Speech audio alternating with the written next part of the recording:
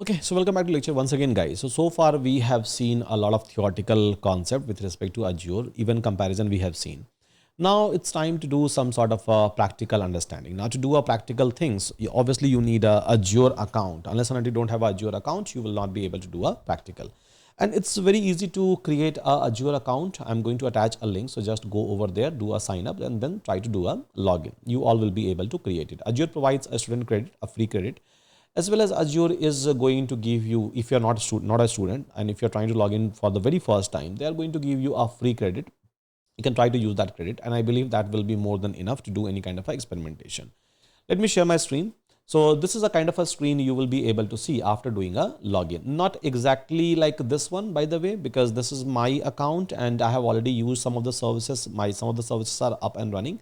So you will be able to see like somewhat like a welcome kind of a screen once you will try to do like a sign up.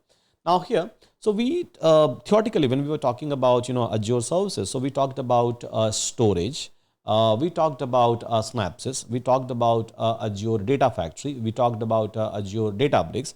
So let's go and just explore that those services are available or not. So for example, first of all, storage. That's a major part, right? So where you are going to create your bronze, silver, and like a gold layer. So here, if I'm looking for a storage, so storage, just go over here and search for the storage, Gen 2, yeah, Gen 2. So this is going to be your storage center. Again, when I will be talking about a practical implementation, I'm going to teach you that how to create it. It's easy, but yeah, still I'm going to teach you everything over there. So this is my storage where I can try to create a directory. Inside directory, I can try to keep whatever kind of a file that I want. I can upload it over there. I'll teach you. Don't worry about it. Yeah. So don't worry about it. Then we talked about basically Azure Data Factory. So ADF, AZURE Data Factory. So Azure Data Factory, we have already discussed about it. Data Factory, let me search by Data Factory.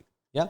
So you will be able to see a Azure Data Factory. So where you can just do a drag and drop, and then you will be able to create everything that you want of your choice. Means every kind of a pipeline you all will be able to create it as per your like a need just by launching a Azure Data Factory Studio. So we are going to talk about this as well a lot, right? So this is one of the services. So where just by doing a drag and drop, I will be able to create a pipeline, which is like simple, right? This way, see how amazing it is. And then you can configure, you can try to attach each and everything. So very easy to do, very easy to experiment with this one, and even to build a complete end-to-end pipeline of my choice. And you can call all the services over here. As you can see, they're giving you all the services. So this is Azure Data Factory. Then we talked about Azure Synapses, Azure Synapses Analytics, right? So here, so this Synapses Analytics is going to help you out in terms of doing the complete analytics just by using a Synapses Studio. So here I can try to launch a Synapses Studio where I can try to call data ingestion, data storage, data processing, data analytics, everything in one single place. All of these things in one single place.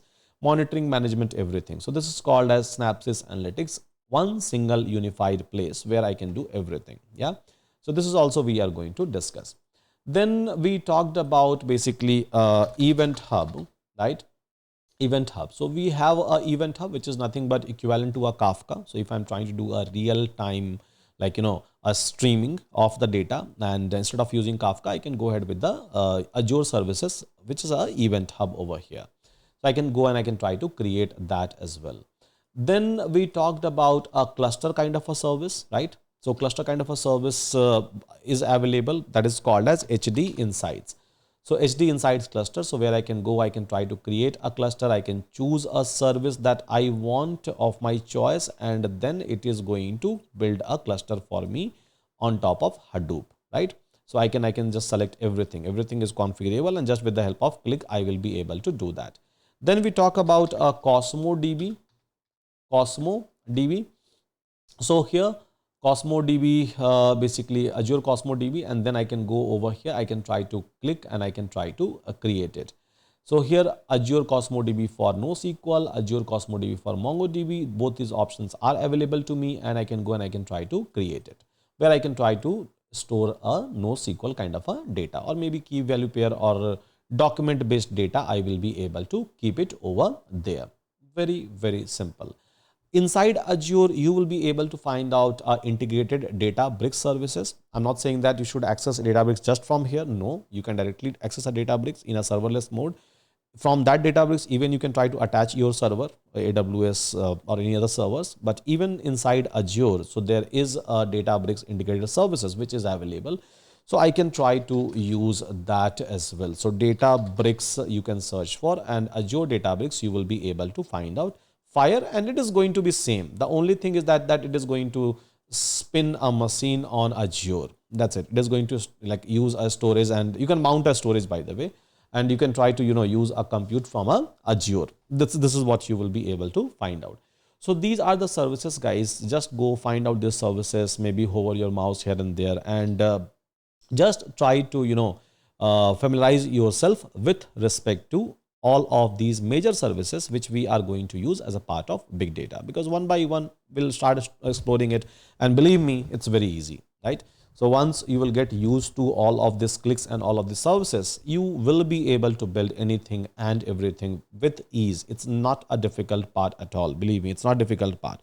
And we are talking about everything in this era, in an era of AI, right? So it's actually not difficult. And they have already created a lot of things in such a way that without even any kind of a hurdle, you can just go and launch, and then you will be able to build the entire pipeline. So with that, thank you so much, everyone. Take care. See you again in my upcoming lecture.